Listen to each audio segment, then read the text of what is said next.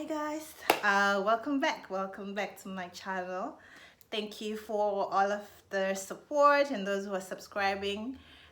Don't forget to press the subscribe button as we have this wonderful experience sharing as sisters, and I'm really excited to be back as I start this series that I promised in the previous video, my welcome or intro video. If you haven't watched it, go on my videos on this channel and you'll be able to see the intro video if you really want to know more about what this channel is all about. And apologies, I didn't say my name in the previous video for visitors to this channel who might not know me. My name is Octavia, and yes, I have started this channel as a platform for sisters to come and talk their issues.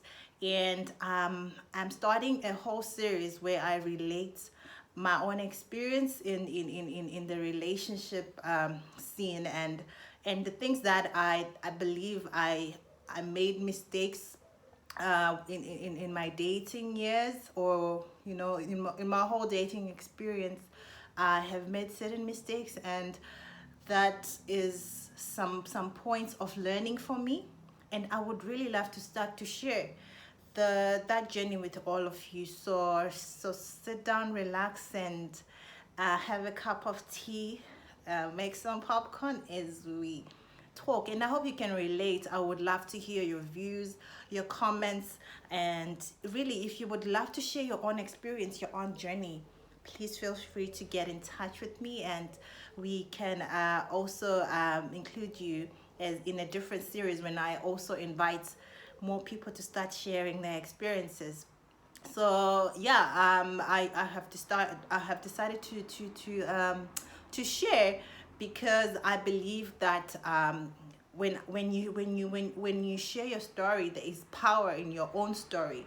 I'm not sharing anyone's story or anyone's journey but mine. Each and every one of us has a story, and there is power in that story. So I think it's easier to speak to things that you have gone through than to try and relay somebody else's story. So I'm here with my own story and my own experience. So if there is things that you can pick from that and that you can parallel to your own experience, please do share in the comment section, and we can be able to learn from each other. Right, so I think that I would love to share the story so that we can all see where it's all coming from, because sometimes things happen later in life, but there's always a starting point which had a ripple effect to to the rest of your life, or to the rest of your dating life. Like, as for me, I know that the mistakes that I made in dating started from somewhere, and I would like to I would like to start at that point where I believe things went wrong for me. And I was it was actually quite interesting when I was actually looking back, and I realized the exact point where things really went wrong, in that had a ripple effect, which caused me to to behave or act in ways that always sort of sabotaged the later on relationships that came in my life. So I think that growing up in an African home with African parents, you will all understand that it's not so easy to speak about relationship issues. Okay, it wasn't easy for me to speak about. When I was a teenager, you could not say anything about a boyfriend or dating, or anything about a guy. You would either it was forbidden in the house, because the parents just didn't want to hear anything, and rightly so. It wasn't the right time. But I guess in our African setting, or with our African parents, they give us don'ts. Don't bring any boys, don't talk to any boys. Okay, my parents were very protective.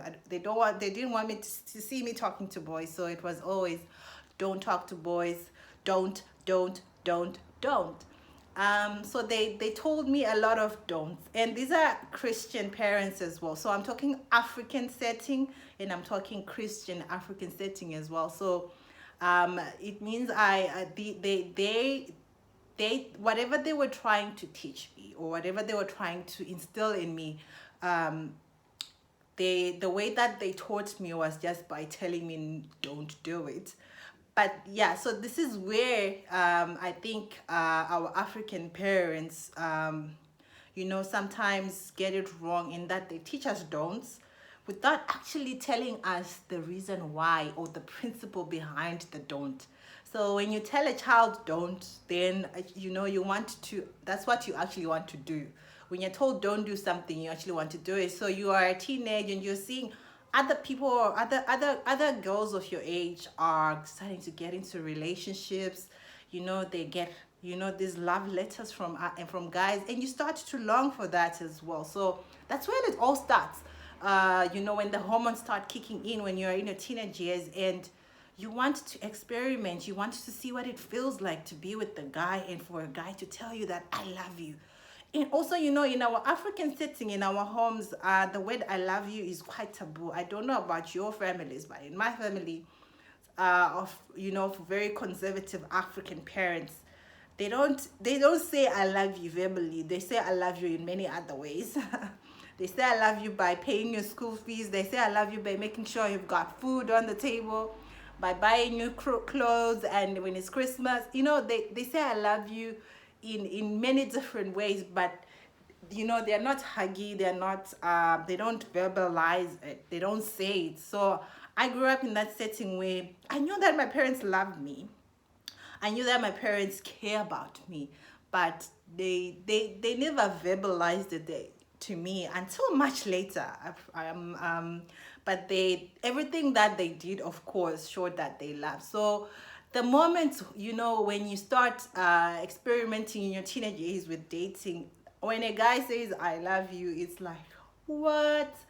Like, it's so amazing to hear somebody say I love you. So I'm trying to build up the story here to show you how easily we can grow up with these wrong notions of love, and they can have a ripple effect for later. So that's the build up I'm trying to make here, of where all of this came from. For me. And then later on, you start dating, you start dating prematurely. You get into these relationships with boys, and like for me, like I said, all I wanted is for a guy to tell me I love you, and that was enough for me, even without the supporting actions. When a guy said I love you, that's it. So I already grew up with a wrong notion of love, that when a guy says I love you, when they verbalize it, that's it. Their actions don't have to match. So I later on see that happening in my later dating years, that I was always looking for a guy to say the word I love you, and that would be enough for me. But is that enough? It's not, without the actions to back it up. So I would say, so what am I trying to say in all of this, that the story that I'm building up, is that sometimes we grow up with certain wrong notions. So we get into relationships with those notions that are built up from our very young age. And also another thing that that then happens is that you think that your validation then comes from somebody saying they love you. And if they don't say that, if they don't say they love you, then you're probably not somebody that is lovable, or there is something wrong with you. So you start to have such low self-esteem in relationship, because you build your worth around somebody validating you. And exactly, it starts right there from those teenage years, because you didn't grow up in an environment where it was verbalized. When you start to look for that kind of validation from relationships, or from the other gender, because that makes you feel good, and you don't know it yourself. So you grow up with very low self-esteem and self-worth, because you waiting for somebody to tell you that they love you.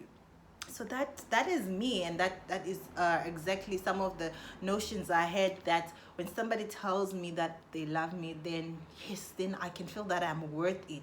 So I had very low self-esteem, and a very low sense of self-worth.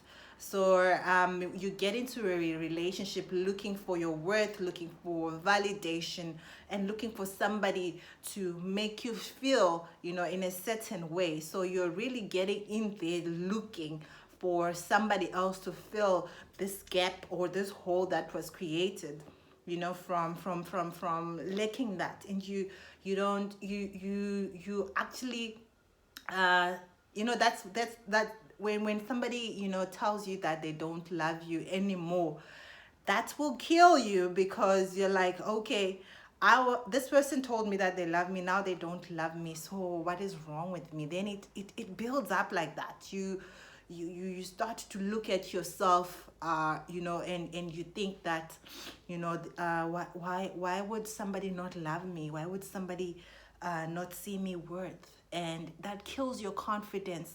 That really kills your self-worth, on the ripple effect that I was trying to relay earlier.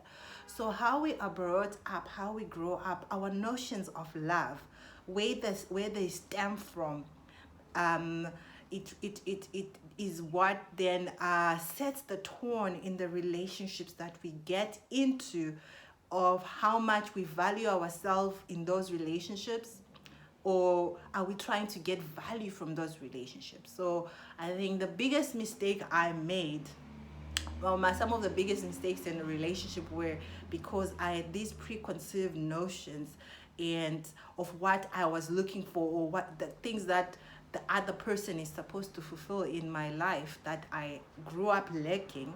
So you have this empty cup, and you're trying to get into a relationship for somebody to fill it. So that is already wrong on many levels, because I don't think anybody is made to fill anyone's cup. So I'm just trying to build the foundation, but I will get into the nitty gritties as we go. But I was just trying to give this backstory.